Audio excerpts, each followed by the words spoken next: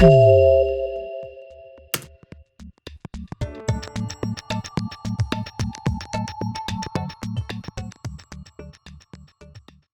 everyone, my name is Jan Deem. I am a journalist engineer with The Pudding. We're a small collective of about 6 to 8 journalist engineers who tell visual stories.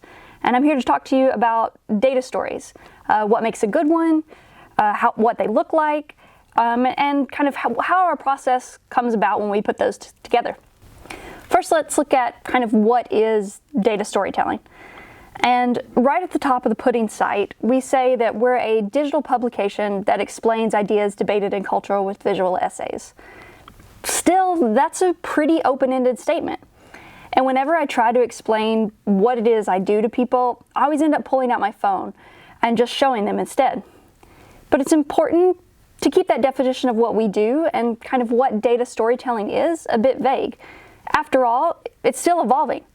Sometimes it's almost easier to describe what other types of data visualizations exist out there in order to define what data storytelling is. First, there's data academia and data science. We're thinking, those black and white bar graphs that you see stuck inside of scientific papers. These are often really complex and hard to decipher. The average public just doesn't really connect with them. Historically, that's because scientists had to pay per figure in their paper, so they would cram in as much information as they could, and that would make these things really, really complex. On the other side, there's data art. This is something that's on the opposite end of the spectrum. Here, the data often doesn't look like a traditional chart or graphic at all. Instead, it's something that looks like it belongs in a museum. It's engaging and it's captivating.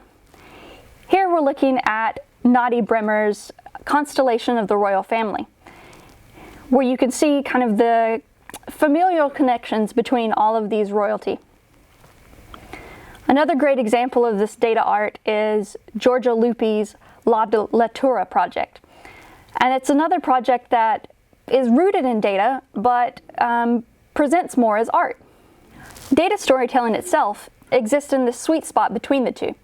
It combines the function of academic and science data with the form of data art. It's sometimes described as edutainment because it both informs and delights. And what differentiates data storytelling is that your goal is to reach the broadest audience possible and to communicate a clear narrative and clear takeaways.